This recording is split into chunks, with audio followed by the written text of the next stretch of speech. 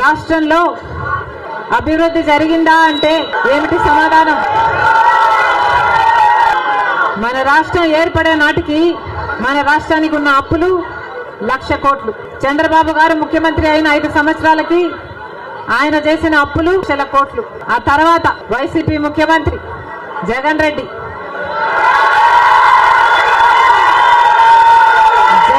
గారు చేసిన అప్పులు 3,00,000 కోట్లకు పైన. మొత్తంగా ఈరోజు అప్పులు 6.5 లక్షల కోట్లు. రాష్ట్రానికి చెందిన అప్పులు, కార్పొరేషన్లకు చెందిన లోన్లు చెల్లించాల్సినవన్నీ కలుపుకుంటే 10 లక్షల కోట్ల అప్పుల భారం ఆంధ్ర రాష్ట్రం మీద ఉంది. మరి ఇంత అప్పులు చేశారే, ఇన్ని డబ్బులు తెచ్చారే, మరి రాష్ట్రంలో ఏదైనా అభివృద్ధి జరిగిందా అని భూతద్దం పెట్టి చూసినా ఎక్కడా కనిపించదు. రాజధాని ఉందా? రాజధాని కట్టగలిగారా? రాజధాని కట్టడానికి డబ్బులు లేవు. కనీసం ఒక మెట్రో అయినా ఉందా? ఆంధ్ర రాష్ట్రంలో ఒక్క మెట్రో అయినా ఉందా? విజయవాడలో కనీసం ఒక్క మెట్రో అయినా ఉందా? ఎక్కడా లేదు, కనిపించదు. 10 సంవత్సరాలలో కనీసం 10 కొత్త పెద్ద పరిశ్రమలైనా వచ్చినాయా? రాలేదు. పరిశ్రమలు వస్తే మన బిడ్డలకు ఉద్యోగాలు వచ్చేవి. వచ్చినాయా మన బిడ్డలకు ఉద్యోగాలు? రాలేదు. కనీసం రోడ్లు వేసుకోవడానికి కూడా డబ్బులు లేవు ఆంధ్ర రాష్ట్రంలో. కనీసం ప్రభుత్వ ఉద్యోగస్తులకు జీతాలైనా సమయానికి ఇస్తున్నారా? దానికైనా డబ్బులున్నాయా? దానికి కూడా డబ్బులు లేవు. దేనికి డబ్బులు లేవు. అభివృద్ధి జరగలేదు. కానీ దళితుల మీద జరిగే దాడులు మాత్రం 100కు 100% పెరిగాయి. ఎక్కడ చూసినా ఇసుక మాఫియా, ఎక్కడ చూసినా లిక్కర్ మాఫియా, ఎక్కడ చూసినా మైనింగ్ మాఫియా, ఎక్కడ చూసినా దోచుకోవడం, దాచుకోవడం.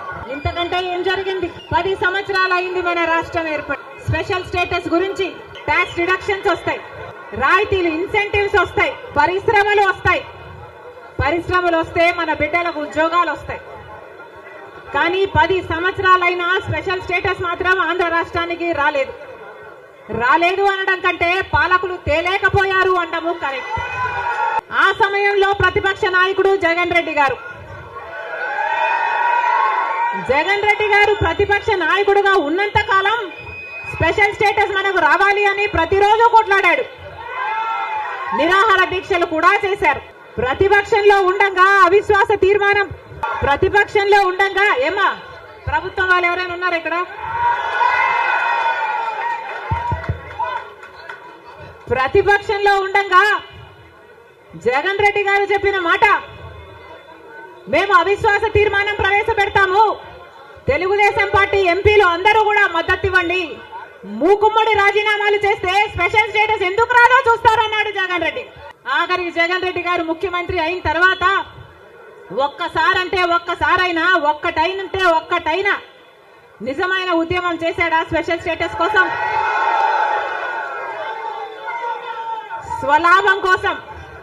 స్వలాభం కోసం రాష్ట్ర ప్రయోజనాలను తాకట్టు పెట్టింది వైసీపీ. ఈరోజు మనకు స్పెషల్ స్టేటస్ లేదు కదా, కనీసం ఒక ప్యాకేజ్ కూడా లేదు. జగన్ రెడ్డి గారు వచ్చారు, 1 కాదు 3 రాజధానిలు అన్నారు. పోనీ 3 రాజధానిలు అయ్యాయా అంటే ఒక్కటి కూడా లేదు. ఈరోజు మనకు రాజధాని ఏది అంటే ఏదో మనకే అర్థం కాని పరిస్థితి. ఒకటైనా ఉందా అంటే ఏదీ లేదు, ఒక్కటి కూడా లేదు. మరి ఏమి సాధించుకున్నట్టు? ఇటు జగన్ రెడ్డి గారు బీజేపీతో దోస్తీ కోసం పోలవరాన్ని తాకట్టు పెట్టారు. అంతేకాదు బీజేపీ అధికారంలో 10 సంవత్సరానికి 2 కోట్ల ఉద్యోగాలు ఇస్తామంది బీజేపీ పార్టీ. 10 సంవత్సరాలలో ఎన్ని కోట్లు వచ్చుండాలి? 20 కోట్ల ఉద్యోగాలు వచ్చుండాలి మన దేశంలో. ఆంధ్ర రాష్ట్రానికి కనీసం 1 కోటి ఉద్యోగాలైనా ఇచ్చిందా బీజేపీ పార్టీ? రాజశేఖర రెడ్డి బిడ్డతో చేతులు కలపండి. ఆంధ్ర రాష్ట్రంలో మళ్ళీ రాజశేఖర రెడ్డి గారి ఆశయాలను సిద్ధింపచేద్దాం. నేను రెడీ. మీరు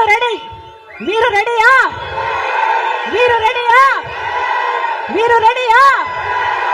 జోహార్ వైఎస్ఆర్. రాహుల్ గాంధీ నాయకత్వం వర్ధిల్లాలి.